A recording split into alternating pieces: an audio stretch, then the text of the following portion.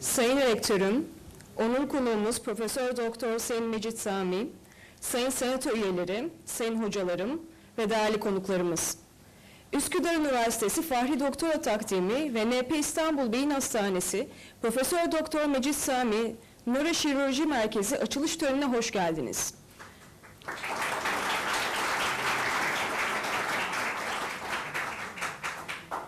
Bugün size Türkçe ve İngilizce olarak sunum yapacağım.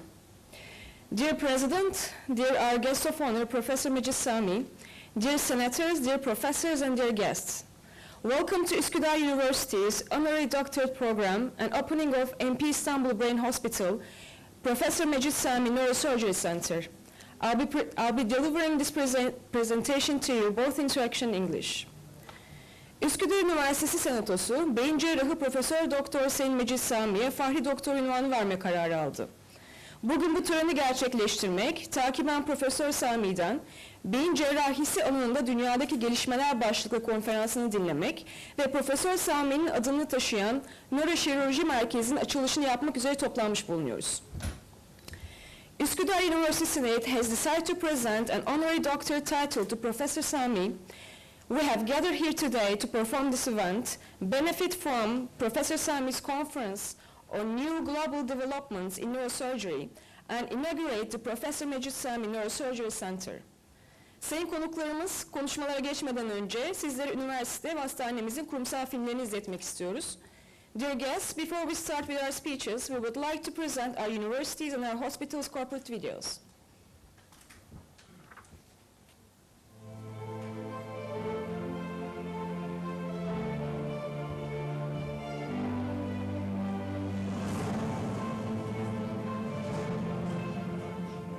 Bu serüvene bir iddiamız var diyerek başladık. İtiraf edelim, biz bilimde büyük iddiaları severiz. İnsanı anlamaya çalışmak gibi mesela. Ya da bilim üretirken ilkeleri gerçekleştirmek gibi. Bu iddialarımızın en zorlu olanıysa insanı anlamak olması. Bunun farkındayız. En başından beri insanı anlama isteğimiz, davranış bilimleri alanındaki çalışmalarımızın temeliydi. Ve bu bilimsel bakışı Türkiye'ye yaymak, genç nesillere aktarmak, dünyaya anlatmak, bir efor oluşturmak, hatta üniversite kurmak bizi en çok heyecanlandıran şey. Şimdi bu heyecanın gerçeğe dönüştüğü noktadayız. 15 bine yakın öğrencimiz, 350'den fazla akademik kadromuzla bu yolda ilerlerken özgürlükçü, çoğulcu, eşitlikçi, katılımcı olmayı bilirsin. Özgür düşüncenin, katılımcılığın, eşit ve çok sesliliğin olduğu bir ortamda bilim üretmenin önemine inanın. Her şeyden önemlisi, iyi insan olmanın ötesinde bir şey olamayacağı bilincini hep taşıdı. İnsani değerlerin toplumları yücelten, bilimde ve kültürde gelişmesini sağlayan özellikler olduğunu bilerek, toplumu ve insanı anlayan bir sorumlulukla bilim üretiyoruz. 5 yıldır iddialarımızdan ödül vermeden, dünyayı değiştirecek bilimsel projelerin peşindeyiz. Amerika Başkanı Obama'nın başlattığı Brain projesinin Türkiye ve Orta Doğu temsilciliğini aldı. Türkiye'nin ilk bilim ve fikir festivalini düzenliyoruz. Nöro pazarlama çalışmalarını ilk başlatan üniversite olarak kaynaklara geçiyoruz. Türkiye'deki ilk tasavvuf araştırmaları enstitüsünü kurarak tasavvufu davranış bilimleri çerçevesinde akademik platforma taşıyoruz. Dünyanın 3. Nöropsikofarmakoloji Araştırma Merkezi'ni kurarak bilimin uygulama alanları içinde önemli adımlar atıyoruz. Pozitif psikolojinin Türkiye'deki ilk akademik uygulayıcısı olarak bilimde uluslararası gelişmelerin ülkemizdeki öncülüğünü yapmaktan gurur duyuyoruz. Üsküdar Üniversitesi Kuluçka Merkezi Brain Park'ta öğrencilerimizin parlak fikirlerini hayata geçirerek bilimi yeni nesillere aktarıyoruz. Bilimsel yayınlarımız ve ARGE çalışmalarımızla geleceğe ışık tutuyoruz. Biz tercihimizi insanı anlamaktan yana kullanıyoruz. Çünkü biz insanı anlayarak dünyayı değiştirebilecek bilim üretmenin inancını taşıyoruz. İnsanı anlar, dünyayı değiştirir. Üsküdar Üniversitesi.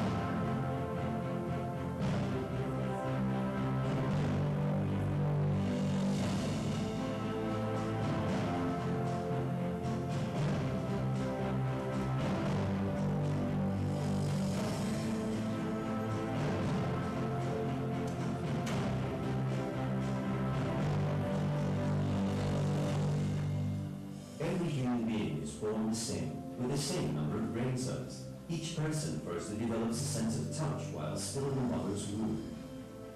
Then feelings begin to form. Feelings are processed up to the finest detail of them, and we get ready to understand the world. And every human is both the same and different after being born, grows through being finely processed, differentiates. Feelings, intelligence, brain grow bigger. They grow and evolve. Us too.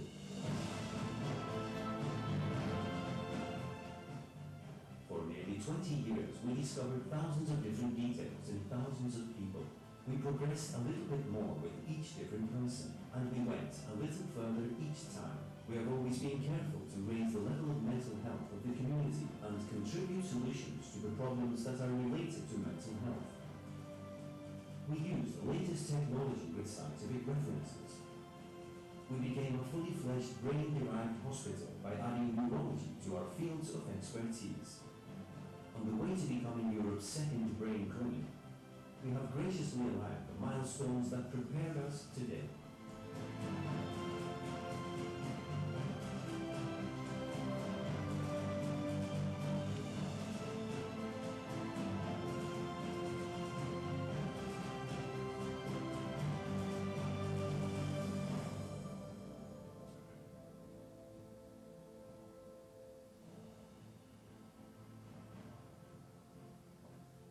March 2017, we became the second brain hospital in Europe in our new building named NP Istanbul Brain Hospital.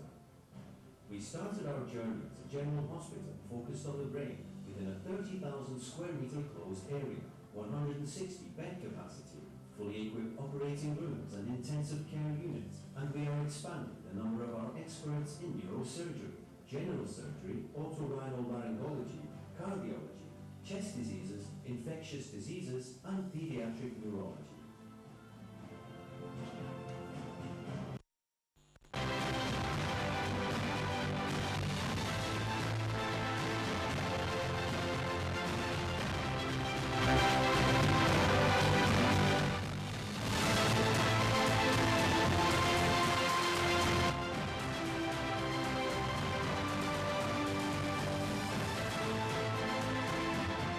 Being Europe's second brain hospital, we created an infrastructure with globally accepted treatment from neuromodulation therapy to functional surgery and electronic implant therapy.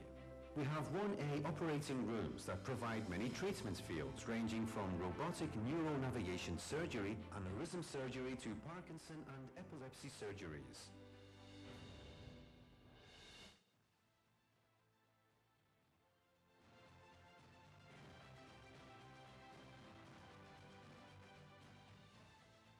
Hospital, we offer the first and only 1A ultra-clean operating room equipment of Turkey, approved by an independent accredited organization, which obtains superior technological infrastructure facilities that support surgical operations in all branches.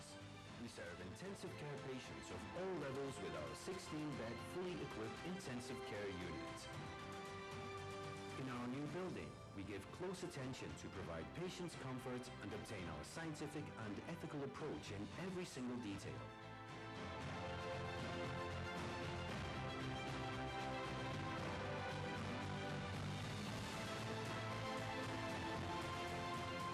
We provide high comfort for patients and their relatives without compromising safety with our standard and A-type suite rooms. From the door handles in the room to the shower heads, we designed all the furniture with the thought of keeping the safety of the patients in the foreground. We have created private visiting rooms to protect patients' privacy. We have winter gardens and daytime lounges on every floor to make our patients feel at home. We made a visible difference through our high technology. For nearly 20 years, we have always been thoughtful to offer better treatment, improve science, change people's worlds, and to simply make them better. To provide the methods and conditions envisioned by contemporary science, we have become the second brain hospital in Europe, aiming to use the possibilities of advanced technology. We got inspired by the brain to achieve excellence. NP Istanbul Brain Hospital.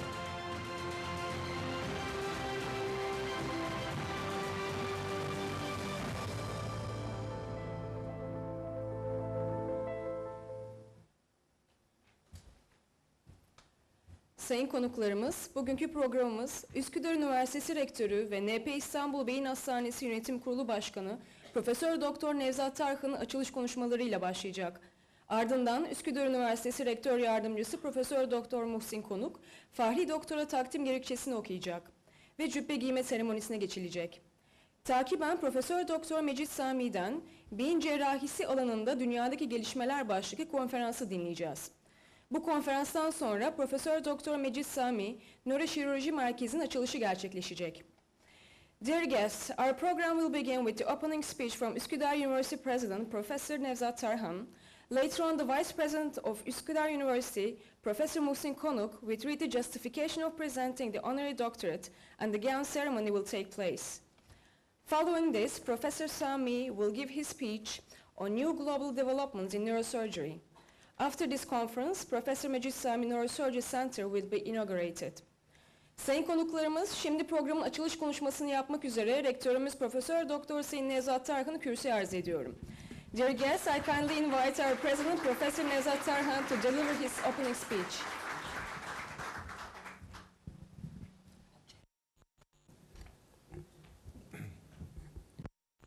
Dear guests, today is a very important day for our university and our hospital because as Europe's second and Turkey first neuroscientific hospital, we live, I think, we live a historic day.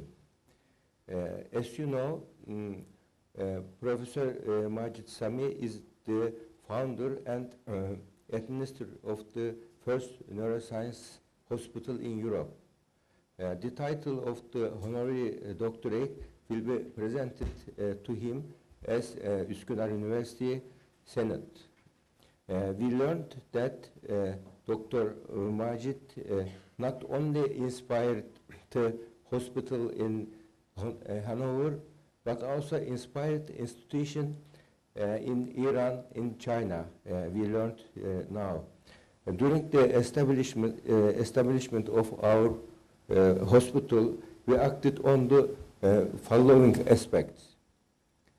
First of all, as a psychiatrist, we are trying to get new information when we cannot cure our patients. Secondly, there is a revolution in medical area, in medical treatment, and everything is developing rapidly. Moreover, since the now Freudian coach, Freudian sitting treatment period, pharmacogenetics and neurotechnological approach have been discussed more extensively. I think if Freud has been lived now, he would support our studies, I think. Getting anatomic and functional image of both refractory and psychiatric patients has become routine now. Our hospital, we use routinely. How did this happen? Why did this happen? First, science and technology are very advanced. Everything was digitalized.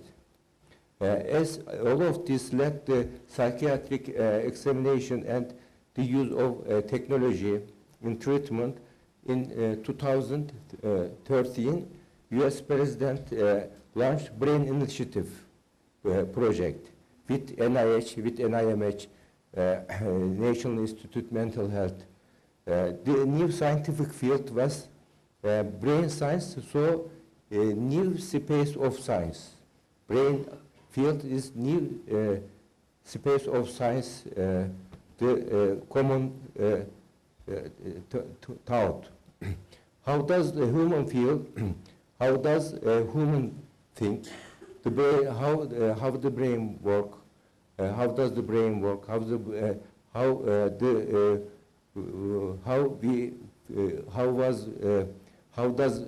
human feel?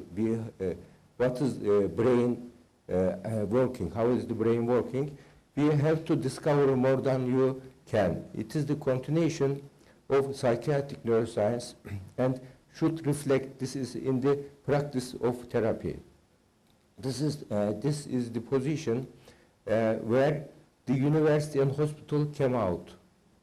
Alzheimer's disease and autistic spectrum disease and schizophrenia, ADHD and depression, there are new brain research area needs the, for this reason, we need the new brain research.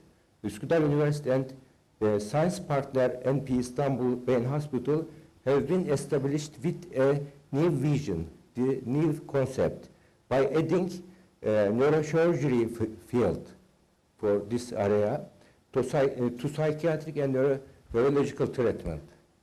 The Hanover International Neurosurgical Institute Hospital has been wonderful inspiration and example to us. Naturally, we want to express our thanks to this organization and Professor Madjid Samii'ye on this occasion, on this good opinion. I also thank the member of the Senate members for supporting their honorary approach, their consent. I want to thank all members. Thank you again for your participation and support today. Thank you very much.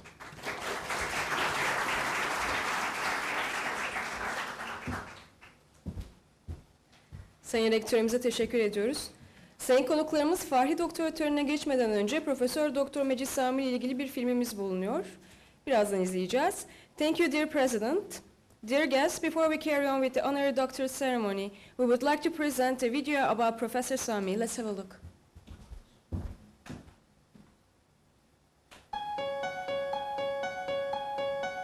Professor Majid Samii'ye was born in 19 June 1937 in Tehran, Iran, and was grown in a scientific family. After finishing his high school education in Iran, he moved to Germany and started his medical study at University of Mainz. Regarding his achievements during his medical study and his final university scores, as receiving the highest achievable score in the final medical examination, he received the prize of Iranian Science Ministry for the best Iranian students in Europe. After graduation from the medical school and finishing a secondary study in biology, he started his specialty education in the field of neurosurgery in the University of Mainz and received his board of neurosurgery in 1970. In April 1970, and in the age of 32, he started his career as associate professor and vice director of neurosurgical department at University of Mainz. 1 year later, in 1971, he became the professor of neurosurgery. In this year, he received an offer from the National University of Iran to become professor and chairman of neurosurgical department. He refused such an important position in order to continue his scientific career in the University of Mainz. In 1977, he became the chairman of neurosurgical department in Hanover, Germany, Neustadt Hospital, a position that he possessed till 2003. After several calls for the chair of neurosurgery from University of Leiden, Netherlands and Mainz, Germany, he finally accepted the chair of neurosurgery in Hanover School of Medicine, Germany in 1988.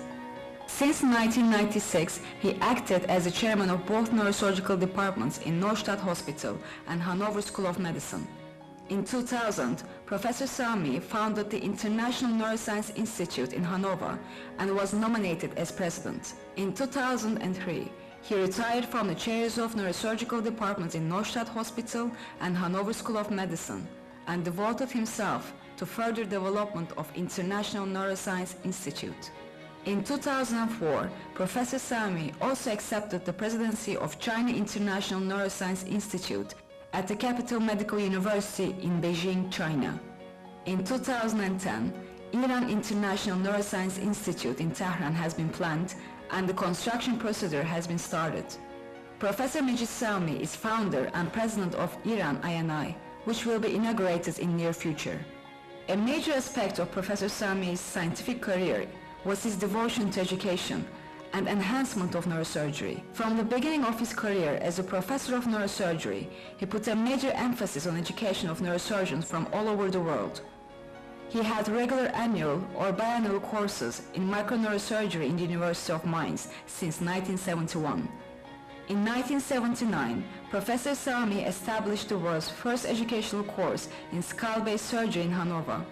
Aside from his regular courses in Germany, he started to plan similar educational courses in many countries all over the world to enhance the knowledge of neurosurgery.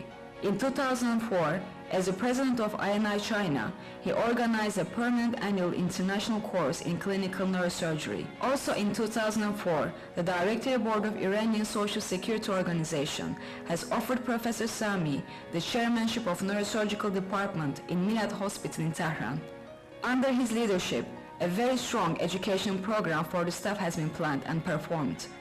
The department is now one of the most developed neurosurgical centers. Since 2006, Professor Samii'ye established continuous international neurosurgical symposiums in Tehran under his direction. Professor Majid Samii'ye was a founding president and founding member of several national and international foundations and societies.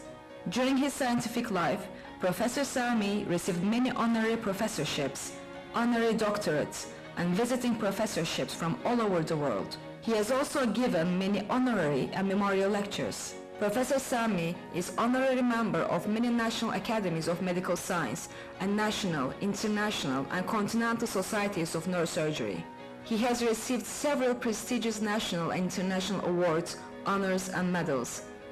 He was also a guest of honor in many neurosurgical meetings and had given more than 1,000 lectures as special and invited lecturer in international congresses. He has been a guest of honor at the neurosurgery meetings held in many countries in the world, from Germany to India and China to Russia. After being elected as the president of German Society of Neurosurgery, German Society of Skull-Based Surgery, International Skull-Based Society, International Skull-Based Study Group, and German Society of Plastic and Reconstructive Surgery, he was elected as the president of the World Federation of Neurosurgical Societies from 1997 to 2001. Since 2001, he acted as the honorary president of WFNS and honorary president of WFNS Foundation. In 2011, WFNS has appointed Professor Majid Samii'ye as ambassador for Africa. He has created in this position the project of Africa 100. Professor Samii'ye is editor, member of editorial board, and honorary editor of many medical journals. He has published 17 books in the field of neurosurgery. His scientific works are also published in more than 500 scientific articles. One of the most important achievements of Professor Samii'ye is education of more than 1,000 neurosurgeons around the world. Most of these neurosurgeons are in leading positions in their countries. In 2002, his students and friends founded an international neurosurgical society under the name of Madjid Samii'ye Congress of International Neurosurgeons, which was later changed its name to Madjid Samii'ye Society of International Neurosurgeons.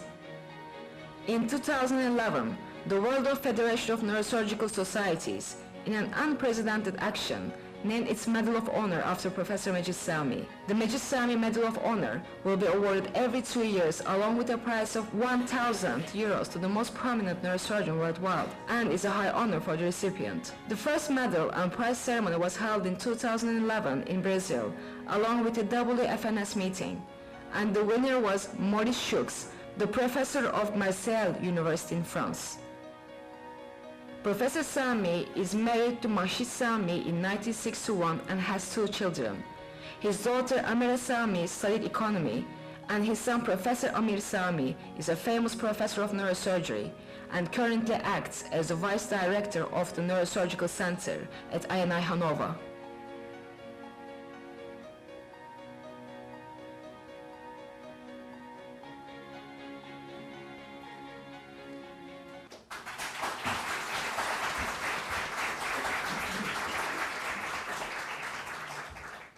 Şimdi de Üsküdar Üniversitesi Senatosu tarafından belirlenen bugünkü Fahri Doktora gerekçesini arz etmek üzere Rektör Yardımcımız Profesör Doktor Sayın Muhsin Konuğu kürsüye arz ediyorum.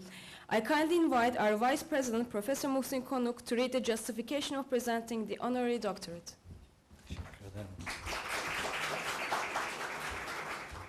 Dear respected guest, the following expression was decided by the Üsküdar Üniversitesi Senate with full consensus.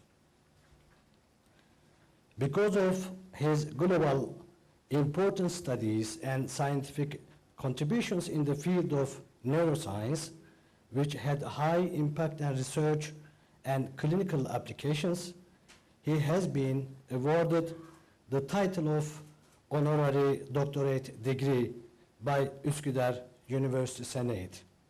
Thank you very much.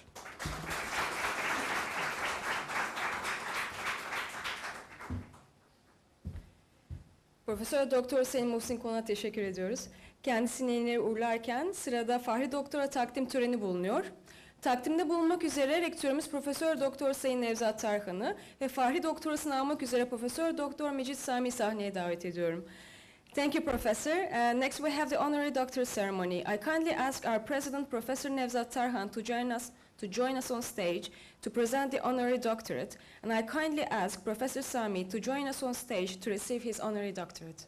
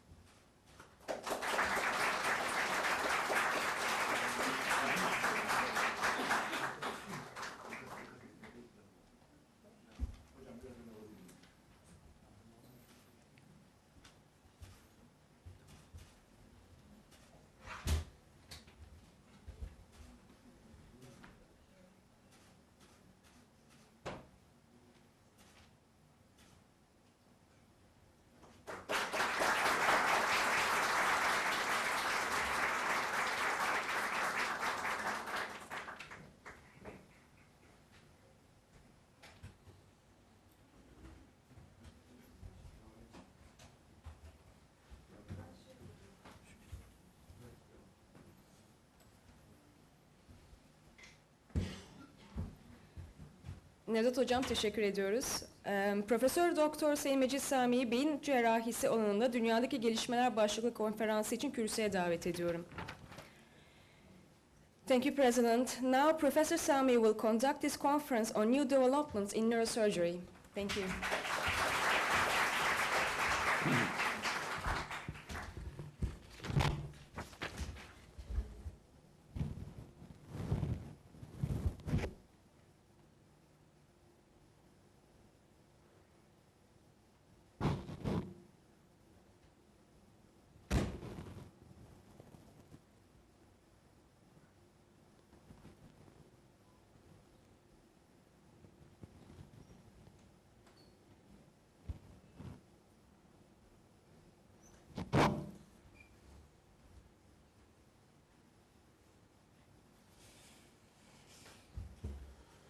Magnificence, Rector, members of the Senate, distinguished professors,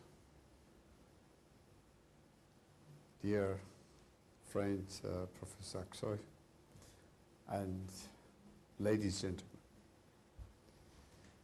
First of all, I would like to thank you for this great honor which you gave me to be a member of your faculty at your Üsküdar University. I don't believe there is anything more important in the world of human being than the universities. And the most important people of the world are the students at any universities. Sometimes students looking at me say, Professor, oh, I am only a student. I say, why? You are only a student? You must be proud to be a student. All great people, one day they have been a student, nothing else. And to become member of a faculty, that is the highest honor that somebody can achieve in his life. Why? Because he is in a position to taking care of the most important people in the world who are a student. What is higher than that? To be Bill Gates, to make 100 billions, is that the highest? No. Money isn't only a number and account, but knowledge is science, is something is in your account, in your brain, not in the bank. And therefore, I would like to thank you, Magnificence, and all the members of Senate to give me this great honor to become honorary doctor, as that means member of the faculty of your university. I hope very much that, as always in my life, this create a link between your newborn brain hospital and our institute in Hanover. And that is, of course, you know, when the power and the many brains come together, you know, you can create much more. And I hope that in future you will come to Hanover and see our professors, and I will try to bring our professors to Istanbul to you to create together a very strong link for the future science and also clinical development. I have been asked to talk today something about the brain and the importance of the brain. You know, I would like first mention that unfortunately, human being in the history was not so interested in brain, not at all. 1,700 years BC, the Egyptian people, when somebody died, they mummified the people. You know what they have done at that time? They have took the brain and throw out, but took the heart and mummified and kept it very strongly. And Aristotle, by the way, I have received also, that is one of my, I'm proud of that, I received the Aristotle Gold Medal of Honor 20 years ago from Greece, from Thessaloniki. He at that time, that said that the soul or our mind is in heart, not in the brain. And but Platon, 450 BC, he was the first that was starting to believe that our thought is located in the brain. When we look at in the recent 100 years, we will see in every developed country, the first center which has been created was a heart center. Is that correct or not? People were very proud to have an open heart surgery. Believe me, at that time, I was a young man. I couldn't understand that. They said, I'm sorry, I don't want to reduce the, I would say, my colleagues as heart surgeon and cardiologist. Not at all. But I want only to try to compare brain with the heart, that we understand a little bit more about the brain. At that time, as young doctor, I said, my goodness, I learned the anatomy of heart. It took me a few days. Then I knew every corner, everything, arteries, what comes and what goes out, and the ventricles, and all the structures. But to learn the brain, even in 100 years you cannot study and study cannot learn how the brain. You mentioned very well how is the function of the brain.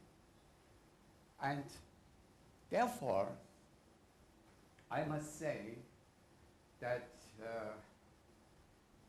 I am very, very happy, you make me so happy that you named the hospital as a brain hospital. Don't believe that this name is important that the hospital had. No, the fact that you bring into the consciousness of the people on the street that brain has such an importance that they nominate or to designate this hospital to the brain hospital. I believe all hospitals of the world should be named brain hospital. Why? Because only if it is general surgeon, ENT, whatever, they have to run this hospital with their brain.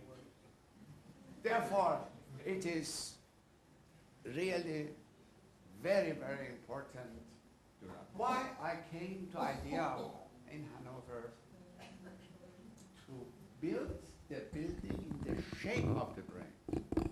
I explained at that time, more than 20 years ago, the journalist came to me, asked me, I said, I am not doing that because I wanted to have a special structure, a special design. No, I want to bring to consciousness of the people in the world that brain is important.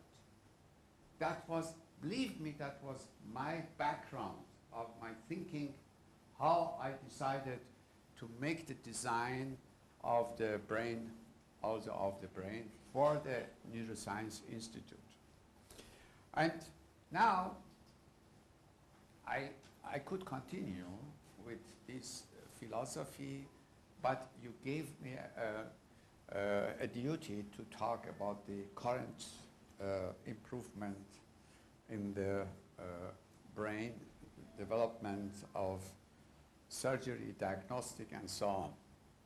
Let me start with this. I am neurosurgeon, and of course I will start with neurosurgery. How the neurosurgery was and how we have tried to change it more and more. So, I can tell you that as I started in neurosurgery, the outcome of brain surgery was for a long time not predictable. The neurosurgeon, they operated something that they didn't know what will happen with the patient. We were only concentrated on anatomy of the brain, and we believed that this could be motor area, the other will be sensory area, and tried to, and we had also no clinical diagnostic methods.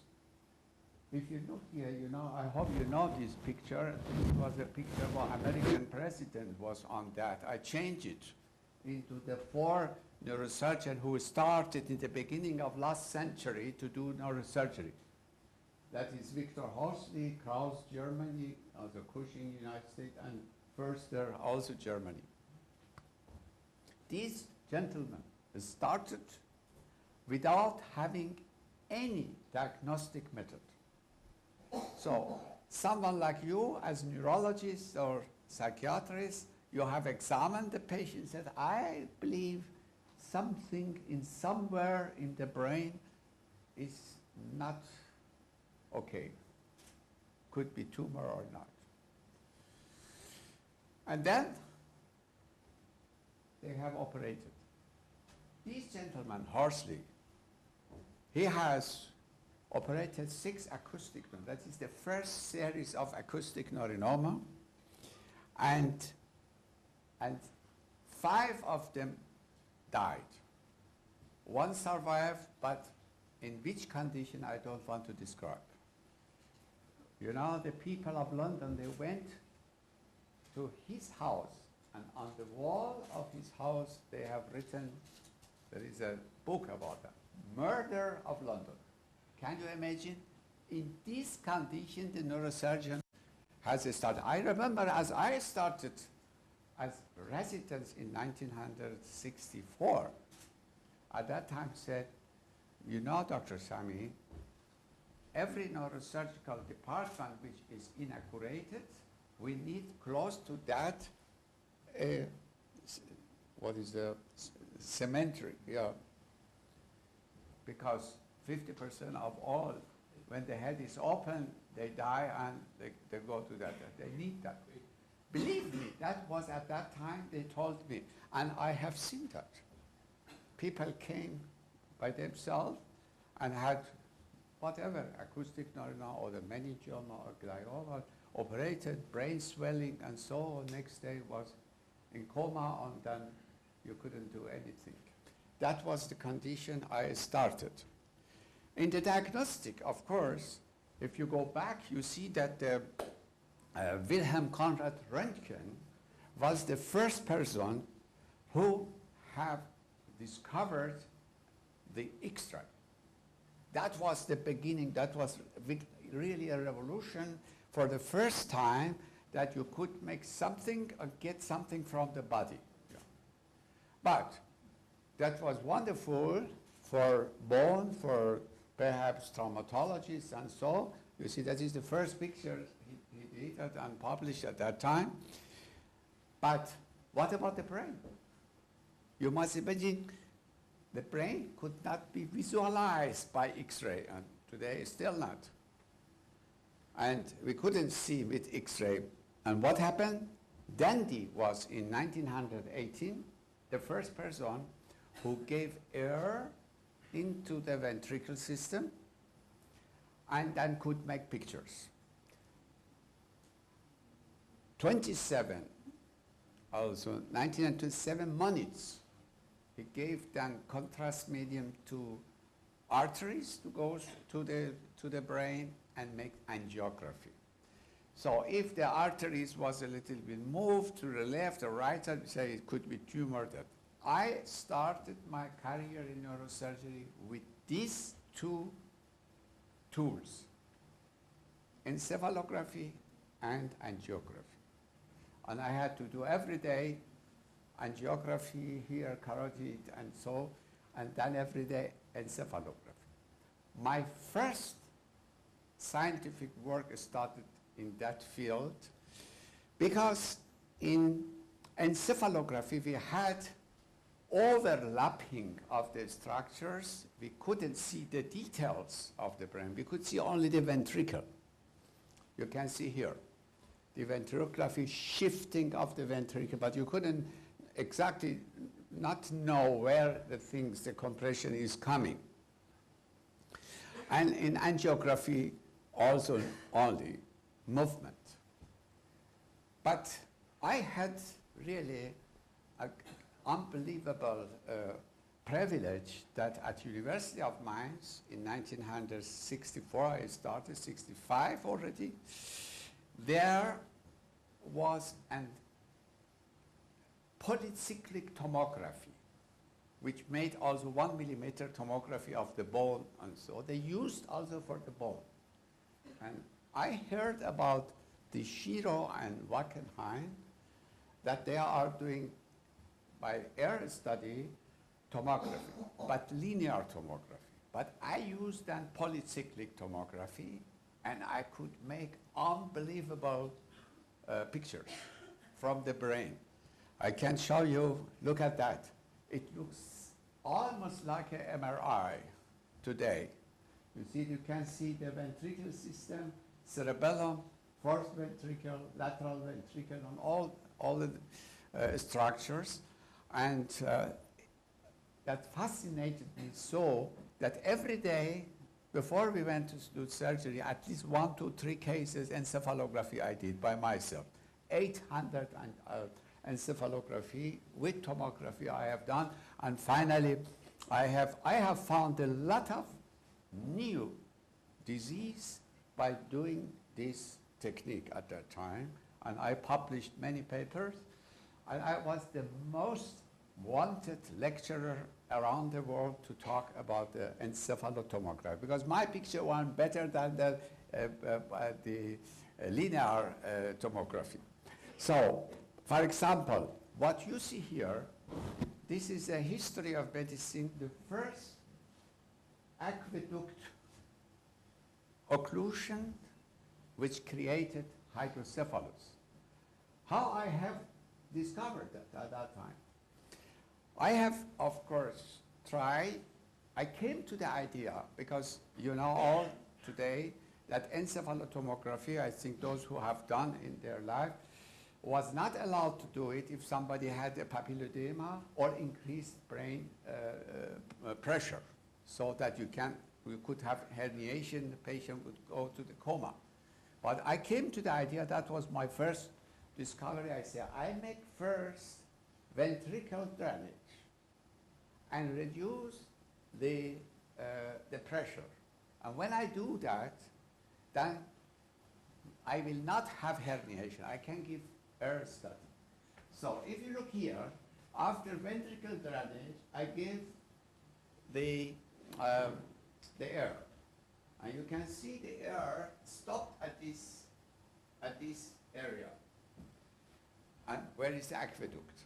And then I give from here in the ventricular air, and the air came near the third ventricle and stopped at this point. So that was only a membrane. That was the first evidence of occlusion of the aqueduct to create, and which was visualized. Can you imagine if you are 26 years old and you discover such a thing, you know, you cannot sleep in the night, you know, you are always dreaming about it. And but as I have published a book about encephalotomography, but as I was so busy with that, suddenly came CT scan in '69, the first CT scan. And then we could see immediately, directly the brain, but in a terrible, I would say, shape. I was not only busy with that, that was my life. I have also other iron in fire, you know. I started in 1966 to use the microscope. And we were at that time perhaps 3, 4 people. One of those people is my great friend, Gazi Yaşargi from Turkey. You know. We started at the same time with the microsurgery, 1966. Also he did at 67 the first bypass, and I did at 68 the bypass, 1 year later than him in the vascular. But I did in peripheral nerve. I was, that did a lot of new technologies for reconstruction of the nerves in brachial plexus, in everywhere in the body. Now, the macroscope, of course, gave us, this picture is very good to see that. The neurosurgeon have operated like this before microsurgery. Look, they had no light and also no magnification. So that microsurgery has revolutionized the neurosurgery, because we could then see the structures 5 times larger or 10 times larger, and we had direct light into the place, and later, of course, the endoscopy. And one field which was untouchable was the skull base. As I did a lot of peripheral nerve surgeries, and with peripheral nerve, I learned how to dissect the nerves, particularly cranial nerves, because through the skull base, the all 12 cranial nerves, right and left side, they go through and come to the body and to the face. And to save them, it was impossible without microscope, and you destroy it and you cut it. And so that I started to learn more and more how we can approach the skull base. But the other thing that was the technology changing our ideas, I made this picture because I said we have two half of brain. One half of brain of neurosurgeon has to look in the biology, the other in technology. I said at that time we must learn both of them. From one side is not enough. In the biology, we know that how much the development of the gene therapy came and cell transplantation as well as growth factor, but also very, very important, I will come back to that, inhibitory factors for tumors and to also in the brain. I will come back at the end and tell you one of the last discovery we have done in Hanover with my neurologist, Professor Freund, was to find out what happened in the brain that from one place we can have auxiliary and from other side we can have inhibitory factor. In the technology, when you go and see the development of the neuronavigation, I had to give a lecture recently because I am honorary president of German Society for computer-assisted surgery and robotic. This started 18 years ago. They came to me and I had to give. Great.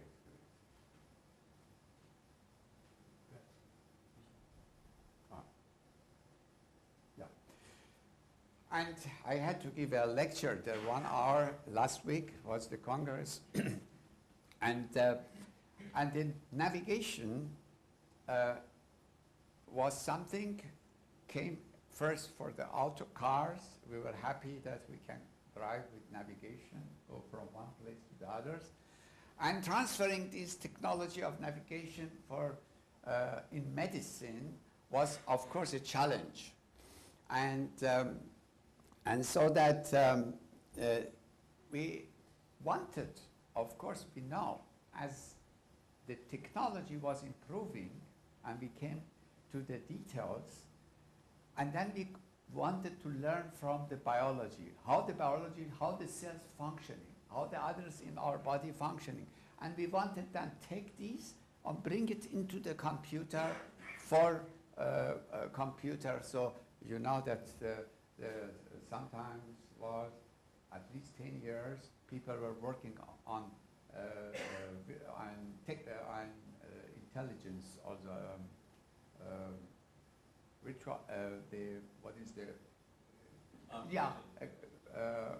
künstliche Intelligenz, also for the artificial intelligence, for artificial intelligence.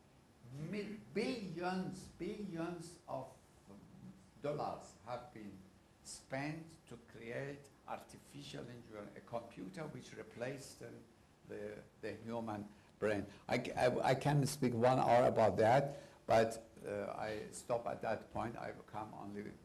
I will then summarize that. Also, once the technology advanced and we could more and more localize in brain where we want to go, and also learn more and more on function, and to know where you are in the brain and to know which function the brain is had. Of course, the surgery becomes more and more safer. And as you have mentioned, we are trying everything to understand our brain. And that is the summary of everything what we are doing. We are still in the beginning of our learning of the brain. And I put this map of the world on the brain. And I said in one of my talk, I said, look, how many cells we have in the brain? 100 billions. And these 100 billions, they are working together. They must work together. Otherwise, we have to come to you. Is that correct? Well, they are not. And then you try to bring it with medication and so adjust it. what I am really surprised about the human being is we were at that time 5 billion and now perhaps reaching the 7 billion people. We have not learned how to bring these only 7 billion people with great peace together, to cooperate together on the earth and enjoy each other.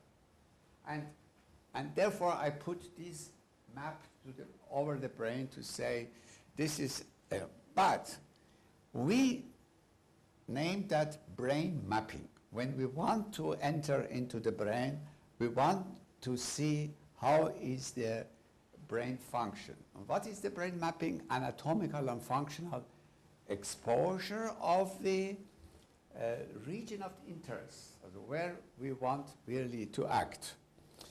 And when we do that, that is a precondition today, in this house, when we want to touch the brain, it is our duty to apply everything before surgery to know what are in this area of functions. And I want to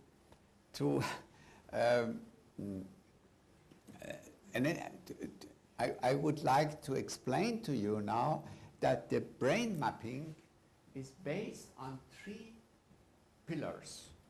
One is neuroimaging, and the neuroimaging I told you beginning was only an encephalography and an angiography, and then comes CT scan, and then comes MRI, and then the next is neuromonitoring.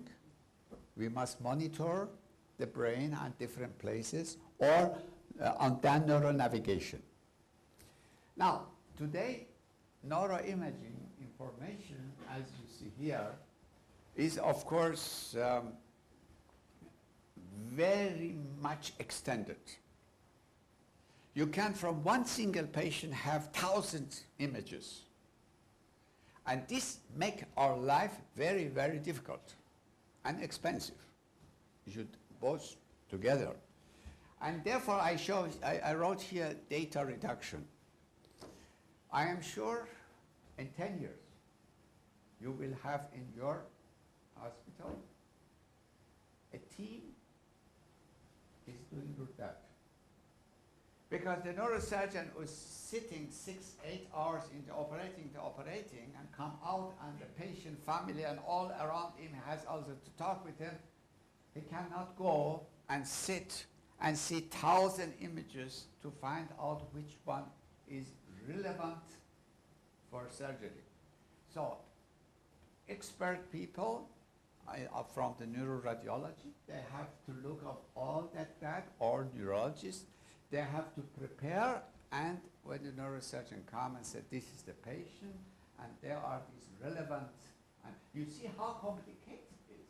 The neurologist must learn neurosurgery.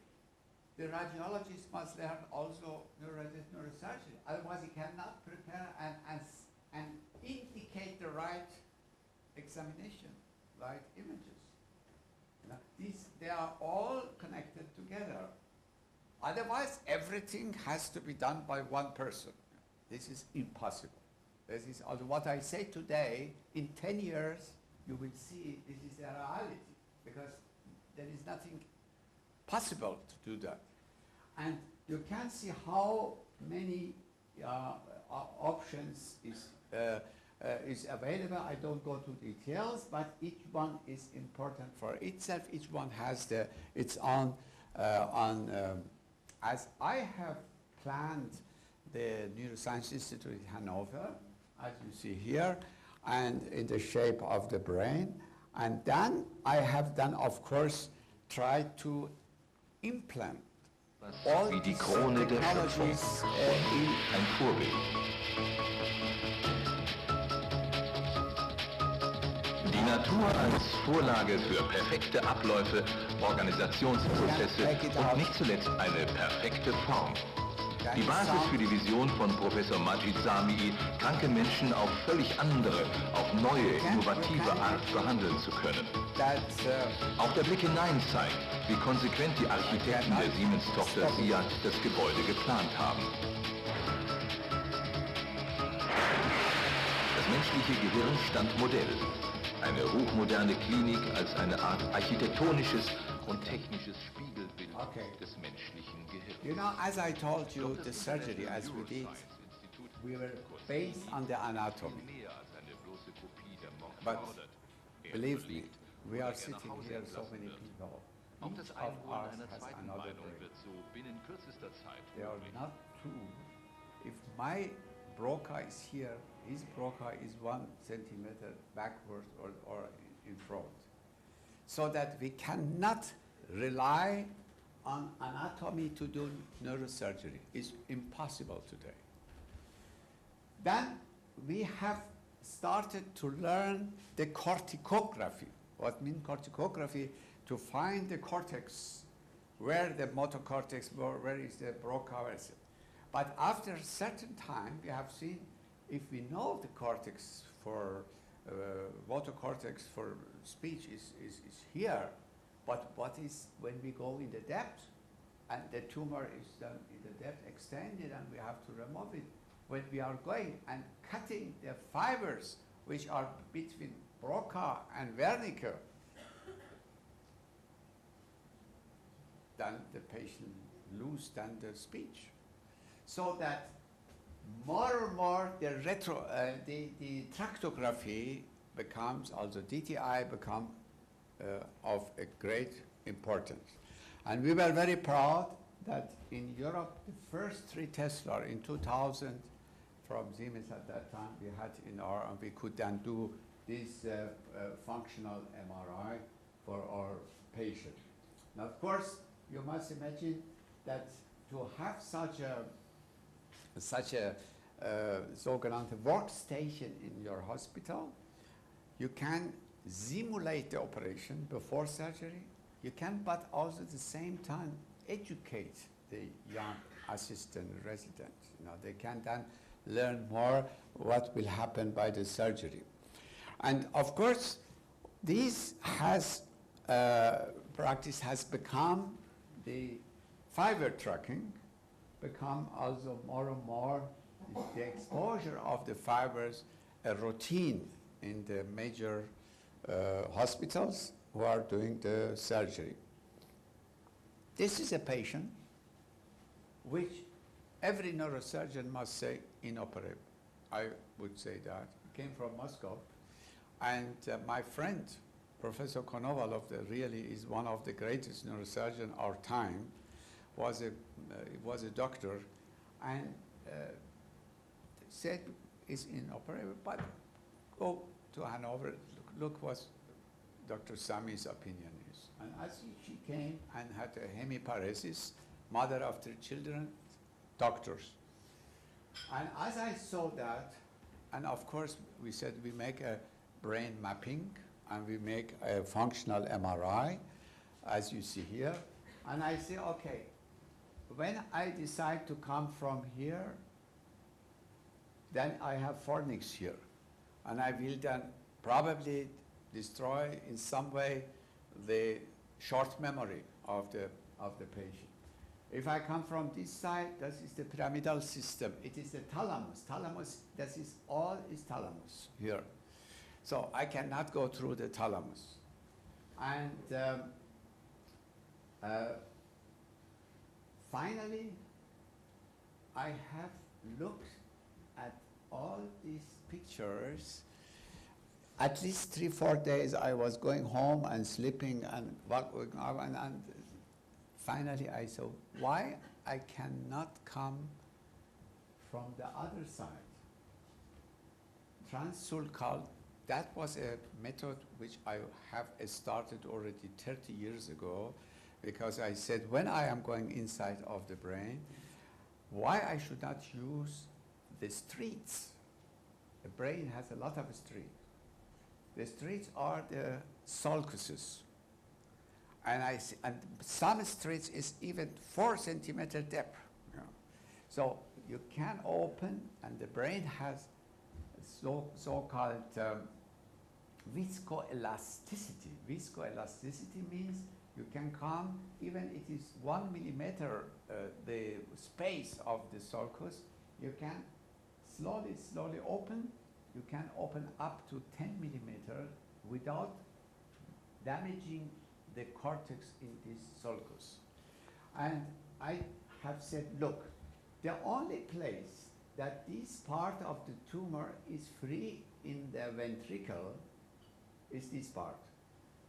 When I go through a sulcus and open just a little bit here, the brain enter into the ventricle, then from that side, I can then remove this tumor.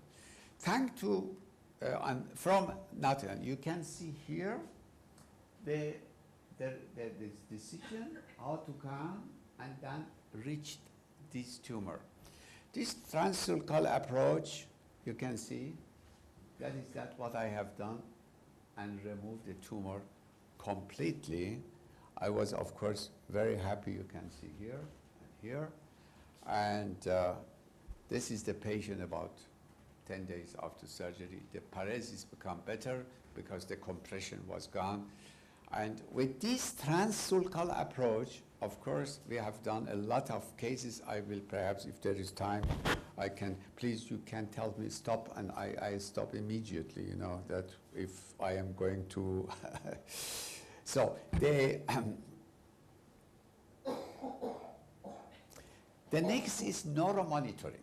Neuromonitoring, I think you should also have in your department here. It's very important that intraoperative control of the brain. And for neuromonitoring, we can do the local stimulation to see if there is a motor cortex or not. This is very important. Or you go, you have something in the pons, you come to the fourth ventricle, you can the location of facial nucleus, have the location of abducens, and all this, so the caudal cranial nerve, you can see that. It can help a lot. Or for tumors in CP angle, if you monitor the hearing, facial nerve, abducens nerve. I had just yesterday a tumor petroclival where abducens were inside of petroclival. The facial nerve was compressed. Trigeminal was also involved. Fourth nerve was involved. And all this was monitored. And I could really preserve all of them and remove the tumor on hearing, of course. And because if you just push a little bit the cerebellum, the evoke potential for hearing, they change. And you can stop until it recovers, and then you can continue again. So that neuromonitoring is very important. This is, for example, a tumor here, a cavernomas here in intrapontine. It is very important, of course, to find first the position of the facial nerve and abducens nerve and all the other structure, and to remove that. This is only example. But neuronavigation. Neuronavigation is really one of the very fantastic discovery of our time, that you can, you have some inaccuracy for 1 or 2 millimeters. That doesn't matter. I think some neurosurgeons who have all experiences, they know when the tumor was here and the craniotomy was done here, you know, and they were surprised why where is the tumor? They have not found the tumor. But by neuromonitoring, that cannot happen because you know exactly where the tumor is. Your craniotomy is perfect. This is really fantastic situation to localize your craniotomy exactly where you want to go. But for transsulcal approach is also neuromonitoring. Neuronavigation is very important, because when you want to have that sulcus you want to enter, you make your craniotomy exactly above that. You know that when we open the dura and we lose then the CSF, then there is a shifting of the brain. So then it's very difficult to rely on the monitoring. You can forget it. You should then put away the navigation system. Your navigation must be then come back and work. But as long as the dura is closed, you can use, and then you can see the sulcus. And then you can open the dura and see the sulcus under the dura.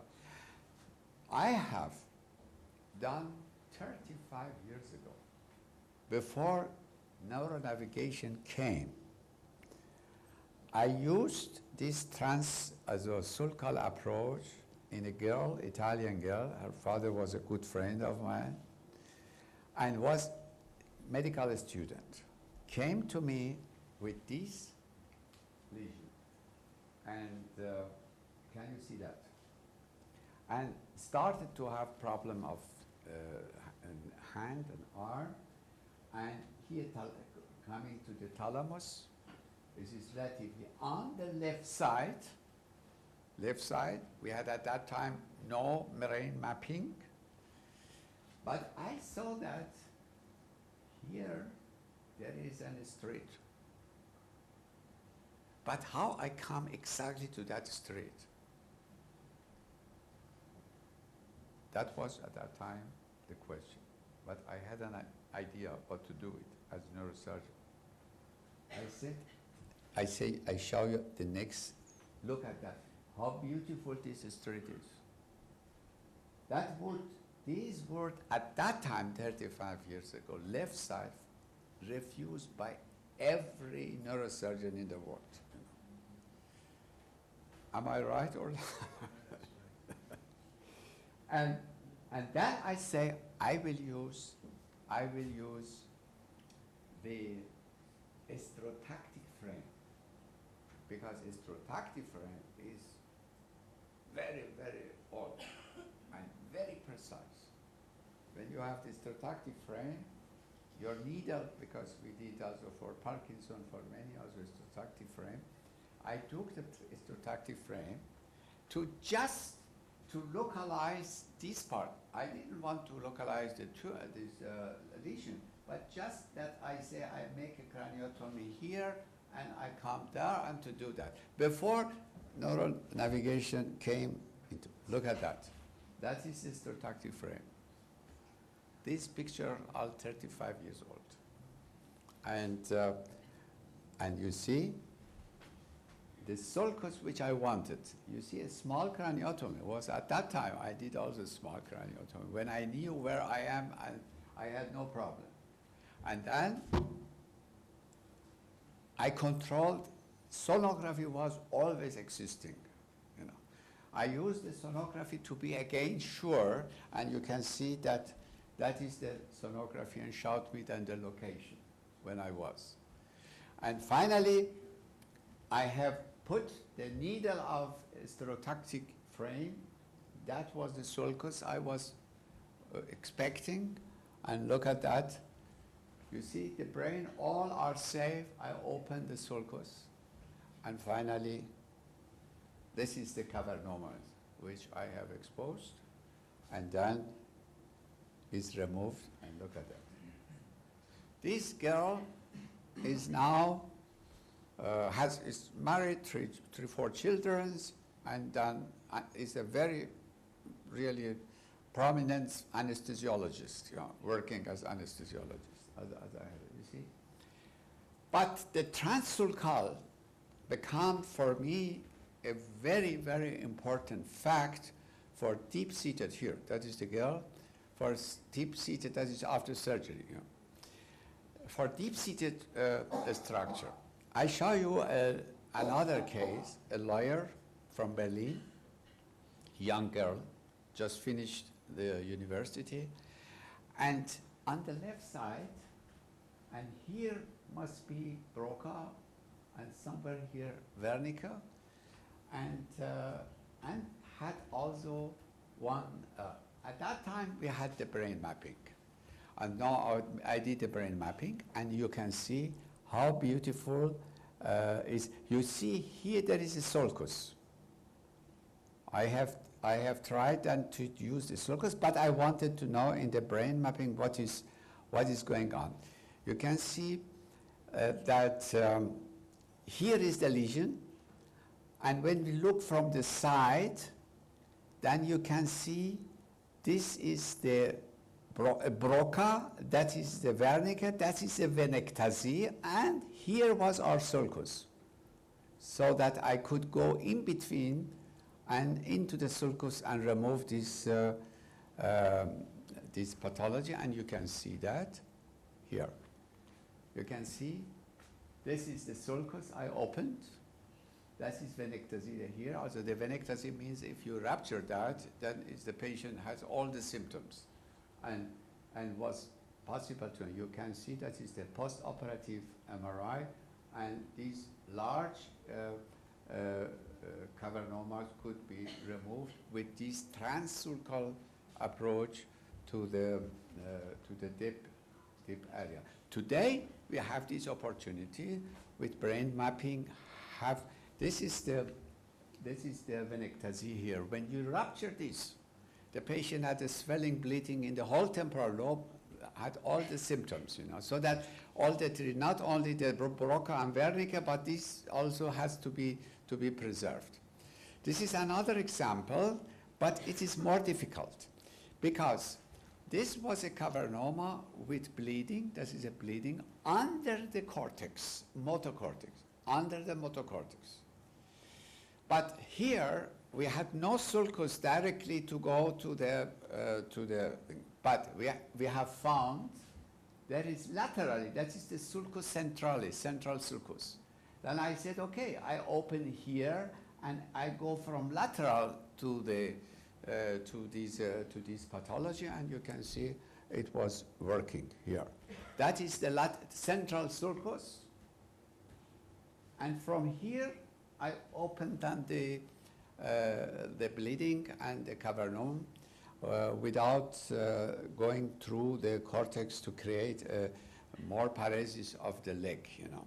So that I show you that you see that one of the fantastic development of the neurosurgery is, you see here, just 3-4 millimeter open. This is of course it is magnified. What you see here is under microscope 10 times. You see, we have reached that. This is also something that's very, very interesting, because this is exactly, when you look the other side, is 100% under the motosensory cortex. Also, such a layer over this tumor. Normally, if you look at literature, and so you go here inside, and then push down the brain to the side to come to this tumor. But you have to push to the side these two important regions of the brain. You know, she was from Uruguay, was in the United Nations ambassador, and came, but she could laugh, everything was okay. And then I said, why I should not go here, through the sulcus, and reach the tumor without touching the motor cortex. And so this is so obvious, you know, when you have the experience with that. And look at that. And this is so that you should have a look where the motor cortex is. Here is the motor cortex. You see this part. Yeah, and here, this is the brain mapping, what we have done. And then I use the sulcus here, and I come easy to the tumor here. That is the sulcus, and I am already inside of the tumor. Look at that. Without touching the cortex in the eloquent area. So that, of course, like an acoustic neuron, I always need, even if the acoustic is 5 centimeter, I need only 1 centimeter to come inside. I hold it then from all sides and remove it without touching the other. Exactly the same technique which I have developed for acoustic neurinoma or as meningioma. And so here you can see, and but believe me, I am so surprised that 90% of neurosurgeons don't understand that when I say that, to do that. Say, I can do it, I have done it also successfully. Yes, you have done it, but 50% of them, they were hemiplegic, after saying, but they forget it, I'm sorry. You see, that is the falx, what you see here. That's the falx, here. That is the deep cut, the cortex is, that is the lady, and you see, few days after surgery, is walking without having any problem. And therefore, I can really recommend use the transcervical approach, sometimes from other way as you are usually using to remove the tumor, and you have 20-30% complication. You can avoid this 30% complication. This is also something you can, when I show that to any neurosurgeon and ask, how do you want a young boy, do you want to remove this tumor? Look at that. It is supratentorial, here come into the infratentorial part, and here is lamina quadrigemina, and if you come here, perhaps you can remove this part, but not this part. You have to destroy the lamina quadrigemina. Also without really morbidities, you cannot remove this tumor. Also here, I have decided to use the transcervical approach, as you see here, to come, I think better, yeah, to come to the tumor. But you must imagine, when I come, here is the center of tumor. The tumor goes up and the tumor down. And once I take in the middle this, and slowly, slowly I can bring that part down and the other side from down up without approaching me to the surrounding area of the tumor. Here, look,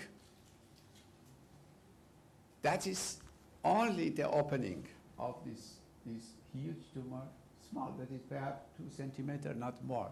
And to use this sulcus and then open that is the middle part of the tumor.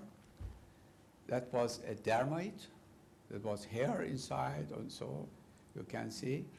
Yeah, this is the part which I am elevating from below, coming out. After the middle part is gone, here, after middle is gone, and now I am elevating this up. And now, and the next one, and is the tumor is completely removed. Look at that. The patient had Parinot syndrome before surgery and was also had an enormous imbalance. And 3 months later, look at that. Parinot was gone and balance was perfect without one single problem or the deficit here. You see the eye can move in every direction. Now,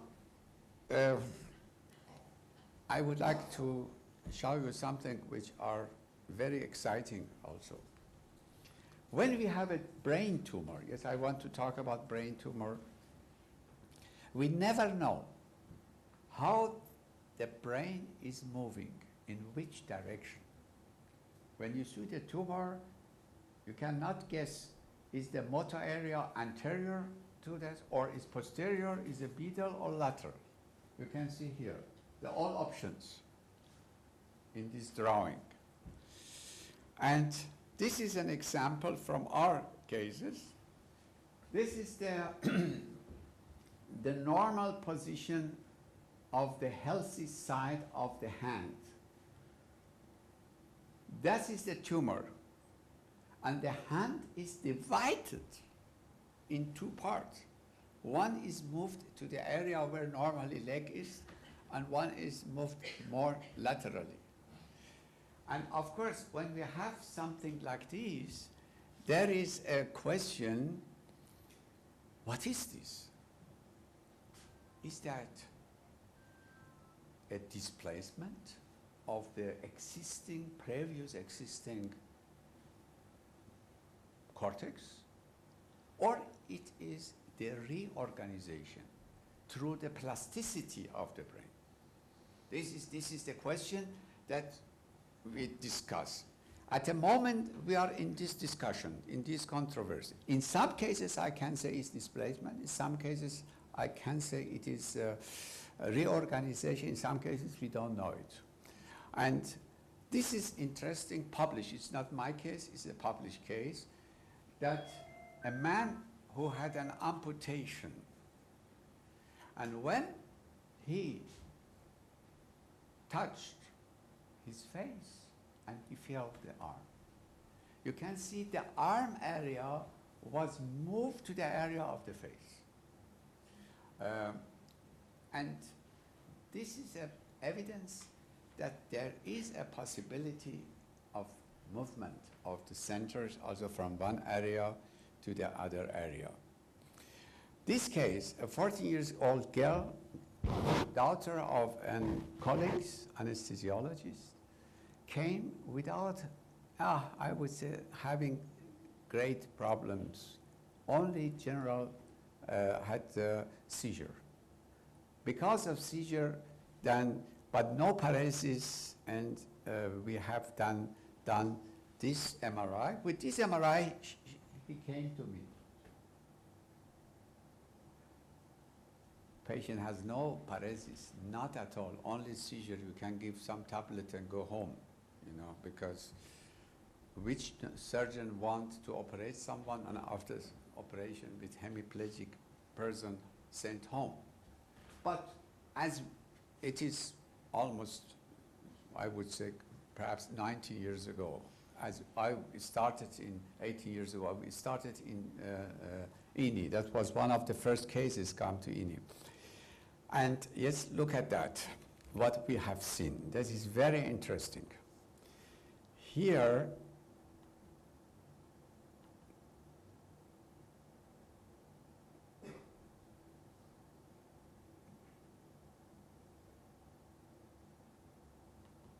yeah, excuse me, oh my goodness. That is very important that you see. The motor cortex is on the side of the tumor is moved anteriorly. And if you compare the both sides, you see that at their side, that is the tumor is as a 1 centimeter at least anteriorly, and the other side is in the normal place. So because of that, I have decided to, even it is the central region, according to anatomy, I have decided to do the surgery. Here the girl, and here the exposure. That is the tumor area. We had also this venous system could give us very exact orientation. But despite of this fact, as I told you, I tried to stimulate the brain to be sure that I am not removing the motor cortex. Here, and then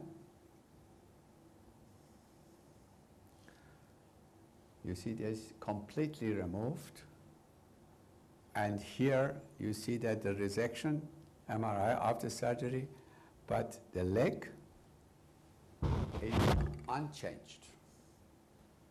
This is the beauty of brain mapping before surgery, to be absolutely sure where you are, how you can preserve the function.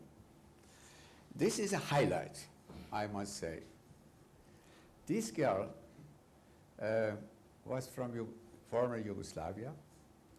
She was interpret of 5 languages. Look, the tumor, that was a recurrence. By the first surgery, they have removed only a little bit here. Yeah. But now you can see how the tumor is extended, and the patient had no problems, but the tumor was growing. And came to us, and I asked our Professor Freund to make a brain mapping, whether we should operate or not, and came to me, showed me something, but never you can accept that, but it was the case. Can you see here? Broca normally is the lower gyrus of frontal lobe. It is moved in the lower gyrus of temporal lobe. Can you imagine that? It's unbelievable. And here. Then I have decided, okay, I operate, but I don't come normally so to the tumor, I will come from here. Also from anterior approach to come to the media and then try from here to remove the tumor, not from here. And this is what I have done. And you can see the girl after surgery. And then you can see here the first control intraoperative MR. This part was gone, but this part still is there, tumor. And then I went around the middle cerebral artery and then removed the other part. And here you see optic nerve, carotid artery, and this is the area of the speech, what we had. So she had not one single problem for language after the surgery. Thanks to this new, I would say, and this is her father, you can see here, after surgery, and this is, you see that this part, we did the last picture after removal of the posterior to the middle cerebral artery. This is also interesting case. This was a cavernoma, and you can see that is the region of the hand on the healthy side. And cavernoma is exactly at the place where the hand is of the other side. And this boy, 25 years old, from childhood had this cavernoma, had some bleeding, and all neurosurgeons have refused to touch him. And he couldn't, he has a apraxia, and he was not able to use then the hand for such a long time. But after doing the MRI, we have seen that the hand is moved not only laterally, but also caudally here. And then, if you look at that, after surgery was, and this is the hand under the area of the, and I have removed that completely. And this is something that I would like to tell you, which we have discovered in Hanover in the last 15 years. Through this cavernoma, the area where the hand here was, even the brain was completely normal.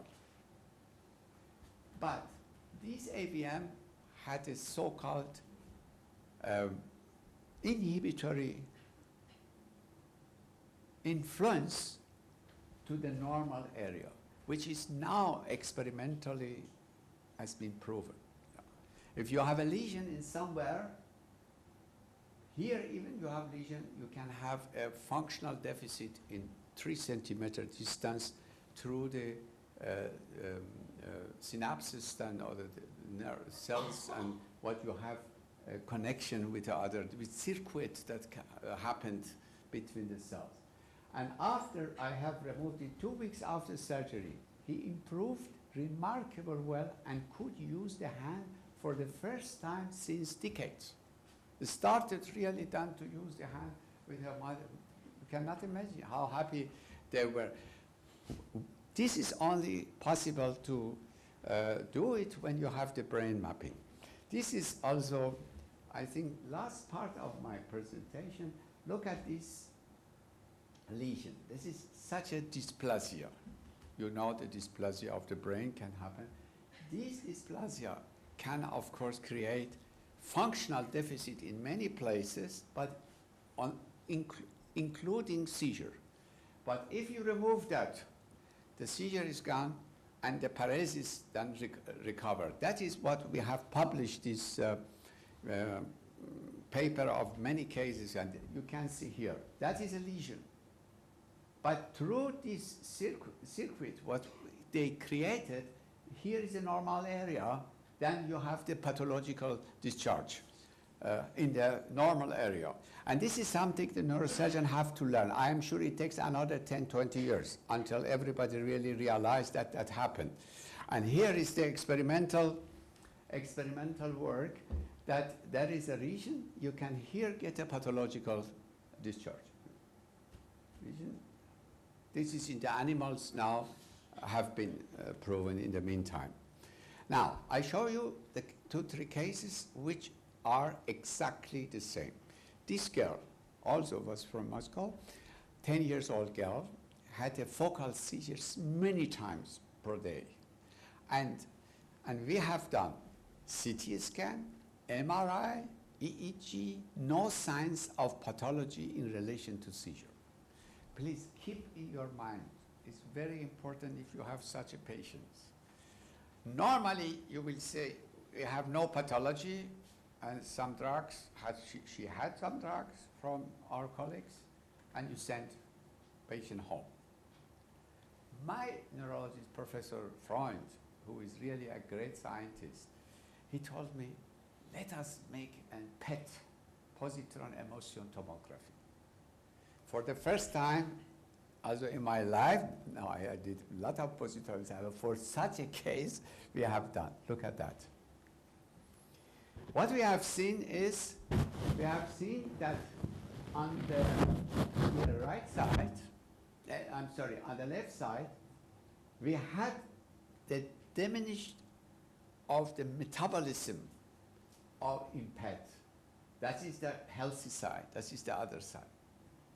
Professor Freund told me, this is the cause.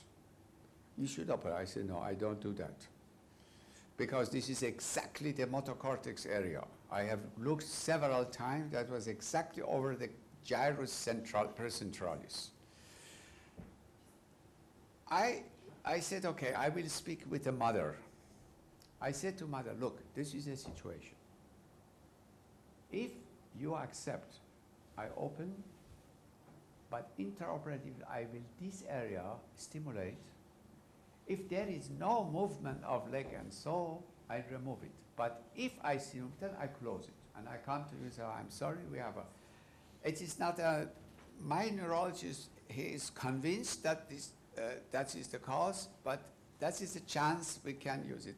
You know, I don't like to do such a surgery when I am not 100% sure that the surgery will really bring some result for the patient, you know.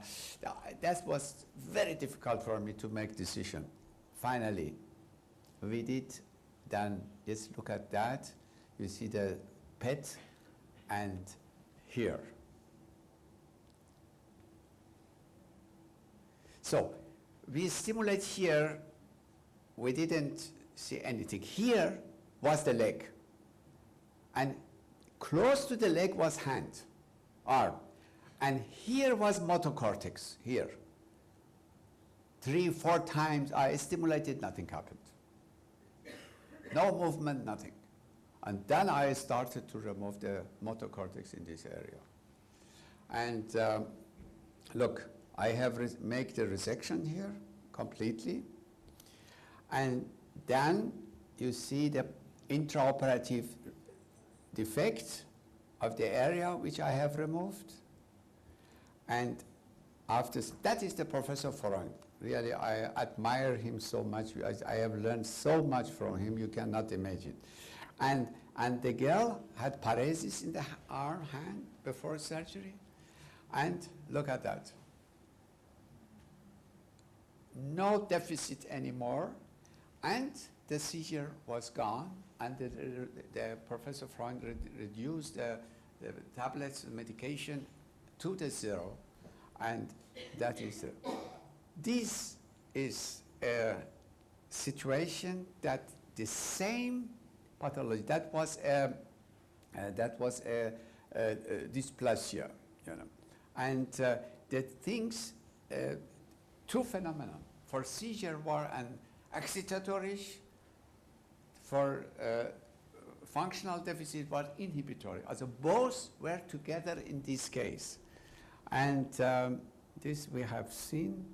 Yeah, this is a boy, that is probably my last case, who had a tetraparesis, that is infantile, severe cerebral tetraparesis, right more than left. And we have seen in this case that there is such a brain malaise after bleeding, on the left side more than on the right side.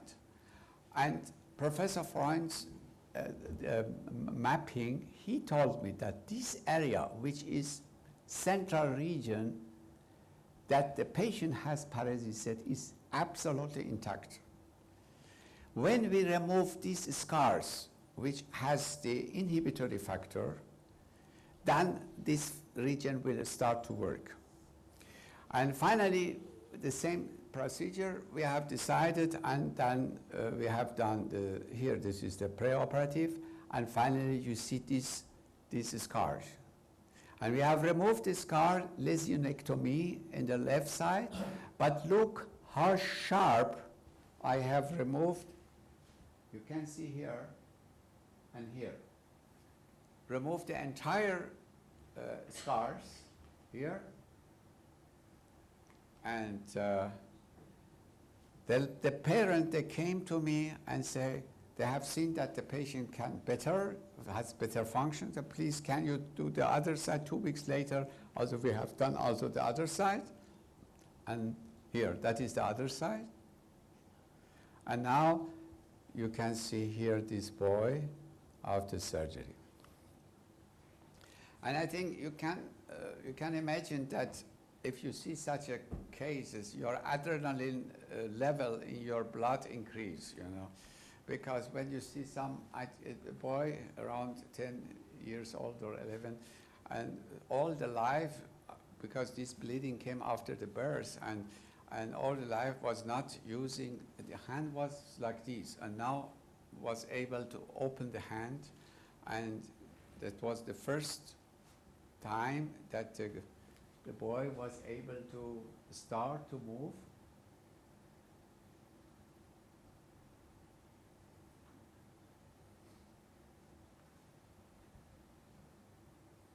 And also the other side is also better.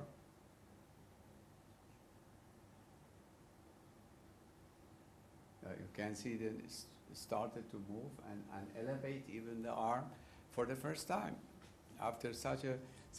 This is a message that I am giving in the last at least 8-10 years to the world, to all congresses, but it is difficult to understand that. It's not so difficult, but I have not. We have published 2012 the first paper on that, and I am sure there are thousands of such patients, thousands of such. I hope here in your brain hospital we will operate many of these cases and then enjoy that. And this is something that makes me more happy. I said those things that the other people can do it, I left them to do it. I would like to do those surgery that people say I don't like to do it. and it makes me 10 times more happy than, yeah, you can see here. Yeah, and that was, last but not least, I'm sure I heard that you are planning the intraoperative MR, which is also another development for the current situation of neurosurgery. And we have this since 2007 with their, that is the Philips, it is the Siemens concept, but we have developed now a Philips concept, which is going to be in China and in Iran installed. And with this technique, of course, we can follow the tractography during surgery. That is, when there is shifting and we don't know where we are, we can do the MRI, and we can then again have, with that situation, the shifting. Here is that is one example. That was a boy, came to us 9 years old, but only a biopsy, and then we have seen that the pyramidal system was moved then anteriorly, and so that we have done, see that made a one control, and you see that the shifting came back after the surgery, as you see here. This is interesting, a tumor which is in the occipital lobe, and the tractography of the optic nerve here to the optic center here was here available before surgery, but on the side of tumor was not available. And you can see then during, oh la la, I think the battery is gone, and anyway, I am at the end of the, his energy is gone, but mine is still not.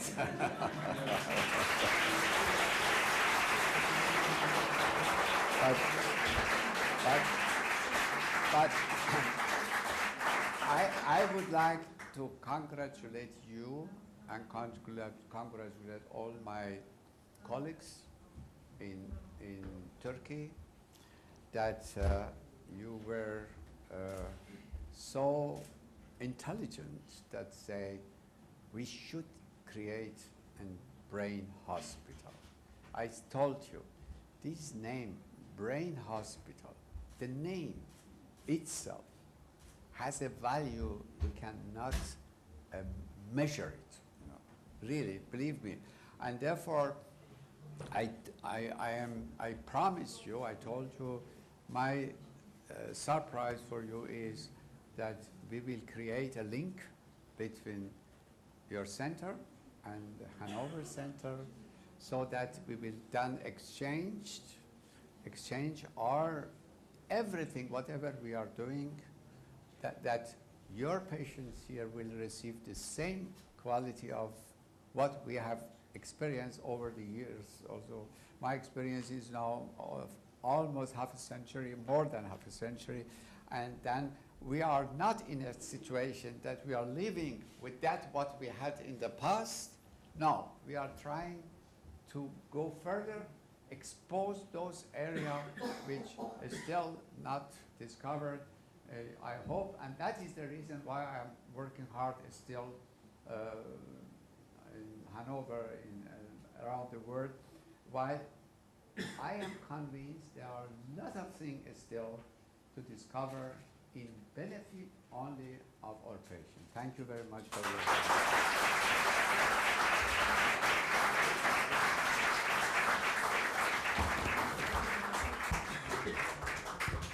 Here's my connector.